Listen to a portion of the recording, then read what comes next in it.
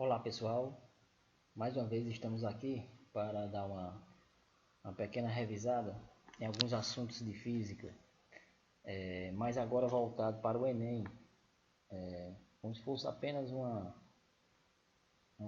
dica para você que está se preparando para a prova que está próximo, dia 5 e 6 de novembro. O que você deve estudar nesse período final? Quais são os temas de física que você deve dar mais atenção? Então, para isso,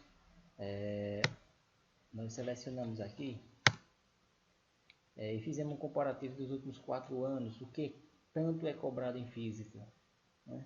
A comparação desses últimos 4 anos, 2012, 13, 14 e 2015, na física do Enem, revela não existir um perfil bem definido de temas abordados, né? Não tem assim certeza de tal tema vai cair. Mesmo assim, a gente é possível traçar alguns assuntos importantes que são sempre lembrados, né? Então, de modo geral, algum assunto cai, mas não um assunto específico. Vamos dar uma lembrada aqui. Mecânica sempre é falado, né? Mas não um assunto específico como cálculo de velocidade ou lei de Newton. Então, são temas que abrangem toda a mecânica. Outro tema bastante cobrado é ondulatória, eletromagnetismo, termologia e óptica, né? Então, na prova deste ano, de 2016, algum tema desse será cobrado de você, do aluno, né? Você que vai fazer a prova. Então, vamos detalhar alguns tópicos de cada item desse. Nos últimos 4 anos, mecânica teve um total de 26 questões. Então, um peso bem grande, né? Um assunto também bem importante dentro da física. O que mais é cobrado? Trabalho e energia. Então, nessa reta final, dá uma olhada, dá uma revisada nos assuntos de trabalho e energia, transformações de energia, né? Questão de velocidade e movimento, né? Questões de lei de Newton, né? Então, dá uma revisada nesses principais assuntos. As leis de Newton, né? São simples, não custa nada você nesses últimos dias dar uma pequena leitura, né? Fazer alguns exercícios. Questão de ondulatória também cai bastante, 12 questões. Entender o que é frequência, velocidade e comprimento de onda, importante. E a parte de acústica, né? Questão de fase, de onda, de instrumentos musicais, né? Ele sempre bem aqui e acolá cai uma questãozinha disso aí. Então fica ligado. Eletromagnetismo também tem um bom peso dentro da prova, que é que você deve dar uma olhada. Análise de circuitos e lei de Ohm. Então, fazer uma prova de eletromagnetismo dentro do Enem, você tem que lembrar a lei de Ohm. Ela U igual a R vezes I, né? Ter conhecimento de corrente elétrica, resistores e potência, né? Dá uma olhada nisso aí também. E geradores. Então, esses assuntos são bem cobrados historicamente dentro da prova do Enem. Termologia, geralmente eu consegui filtrar aqui com 11 questões, trocas de calor e calor, escalas termométricas e leis da termodinâmica. Então, fica a dica, dá uma olhada, dá uma revisada, uma leitura, faz alguns exercícios e provavelmente vai cair alguma questão de termologia. Óptica também, 11 questões historicamente, pedindo para o aluno analisar questões de reflexão e refração, alguns fenômenos luminosos, como a difração e a polarização, e interessante, óptico da visão. Aqui e acolá cai uma questãozinha para você entender sobre o olho humano e como a visão é recebida dentro do olho. Como só ler não é uma didática importante dentro da física, você tem que praticar, né? Então, a gente escolheu aqui duas questões do ano do Enem 2015, vamos debater aqui rapidinho. Uma de ondulatória, veja bem, ondulatória caindo. Vamos ver o que é que pede. Ao ouvir uma flauta e um piano emitida a mesma nota musical, consegue-se diferenciar esses instrumentos um do outro. Essa diferenciação se deve principalmente a quê? Então entenda, eu escuto um som de uma flauta e de um piano na mesma nota, né? E eu consigo saber que esses são produzidos se é da flauta ou se é do piano. Então, qual é a propriedade física que me diz porque eu consigo diferenciar essa nota? dá a nota tan, eu sei que se for o piano que tocou ou se for a flauta que tocou. Vou voltar aqui rapidinho. Não. Tem algumas alternativas, mas antes de olhar a alternativa eu vou relembrar a questão das propriedades do som. Né? Você tem que lembrar isso aí, a propriedade do som. Altura, intensidade e timbre. A altura tem a ver com a frequência. E a frequência é a quantidade de ciclos por determinado tempo. Veja aqui nessa figura que dentro desse intervalo aqui tem 2 ciclos. 1, 2. Então aqui tem mais frequência do que o de baixo, que só tem 1. Então esse com maior frequência me produz um som agudo, um som alto. E o de menor frequência, um som grave, um som baixo. Então a altura relacionada à frequência. Quem tem maior frequência é agudo. Altura relacionada à frequência. Quem tem menor frequência é um som grave. E outra propriedade do som, intensidade. Aí tem a ver com a amplitude da onda. Essa altura aqui da crista da onda, ou do vale da onda. Veja que aqui tem uma altura maior, uma altura maior do que o de baixo. Então, esse tem uma amplitude maior e vai produzir um som forte, de grande intensidade. A intensidade reflete-se em amplitude, uma menor amplitude é um som fraco. A terceira propriedade é o timbre. O que é timbre? É a característica do som que permite distinguir 2 sons com a mesma intensidade e mesma altura.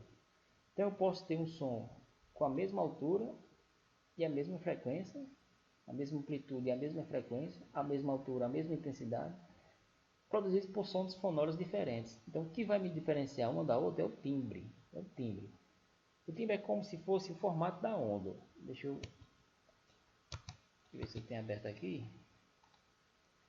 Imagine que você tem uma onda desse jeito. Desculpa, vou fazer direito aqui. Uma onda desse formato. Né? Uma onda também da mesma altura e mesma intensidade, mas de um jeito diferente. Ó. Né? Praticamente ela tem a mesma altura, né? A mesma altura aqui, ó. Aqui para cá,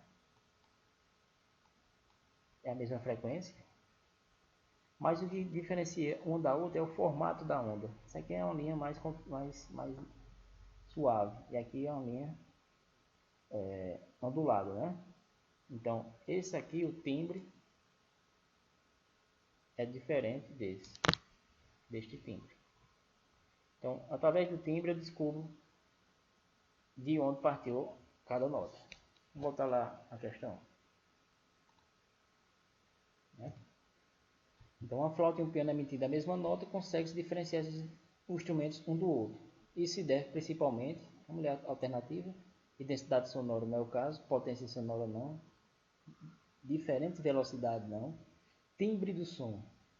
Então, essa diferenciação entre uma nota tocada pela flauta e uma nota tocada pelo piano deve-se ao timbre, que faz com que os formatos das ondas de cada instrumento sejam diferentes. Então, essa questão simples, né?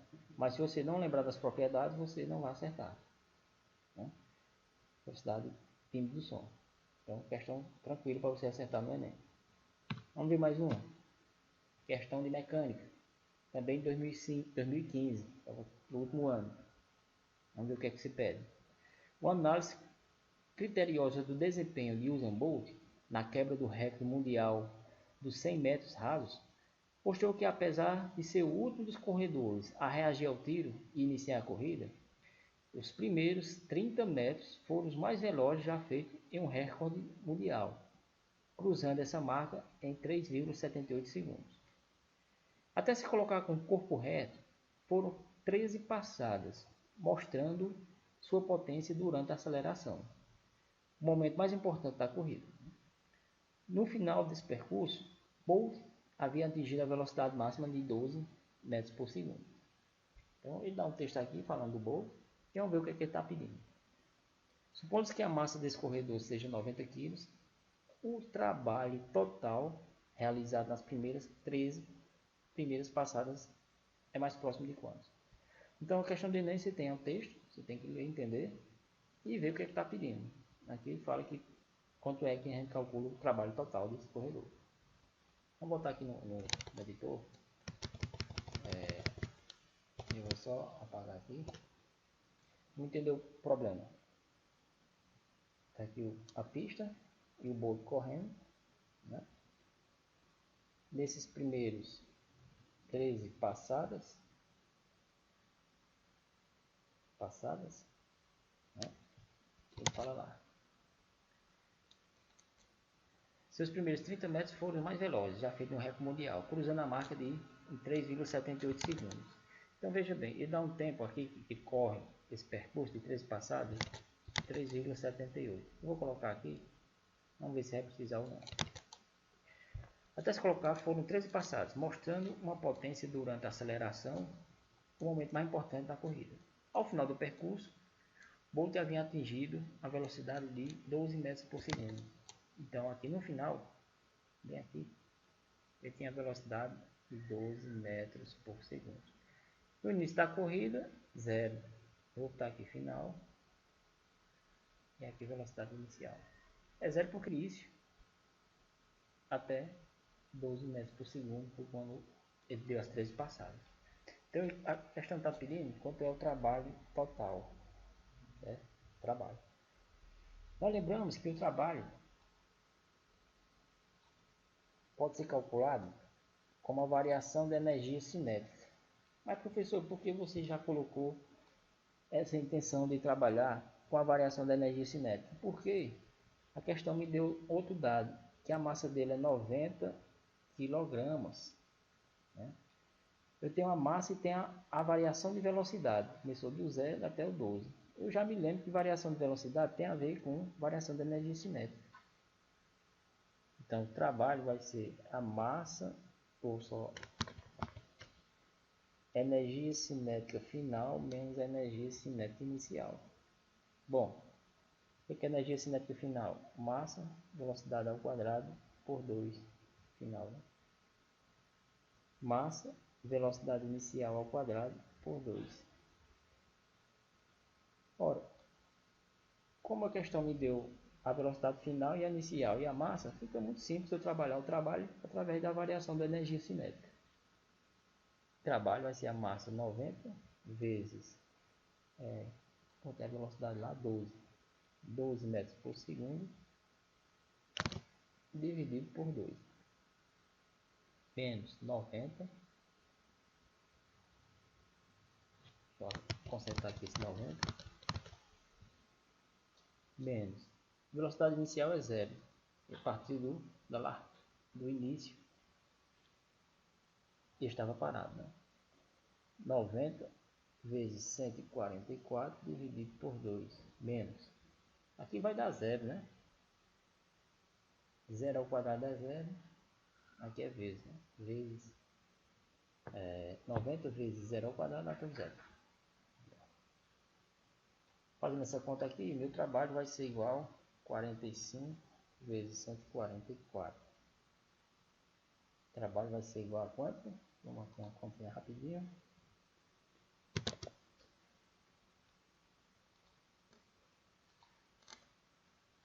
Lembrando que na prova não pode usar calculadora. Você faz na mão mesmo. 6.480. Então aqui vai dar 6.480 joules. Beleza, calculei o trabalho total. Vamos voltar lá para a questão. Aqui eu não vou precisar mais. 6.480 não tem, porque as alternativas aqui estão em formato de notação científica. Então vamos transformar aqui em notação científica. 6,48 vezes 10 a terceira joule. Como é que você transformou? Eu só desbloqueei a vírgula que estava aqui. 1, 2, 3 casas. Ela veio entre o 6 e o 4 aqui. Entre o 6 e o 4. Vou tentar baixar aqui um pouquinho. A vírgula estava aqui. Pulei 1, 2, 3 casas. Então ficou aqui. Se eu andei 3 casas, 10 a terceira. Vamos olhar a alternativa. Aqui é 5, aqui é 1, 3. A mais próxima é a letra B. 6,5 vezes 10 a terceira. Aí você disse que é 6,48. Tudo bem, a questão diz assim, o valor mais próximo. Então, alternativa B, que é o valor mais próximo que a gente encontrou. Então veja que são questões, nem existem questões difíceis, médias e fáceis. Né?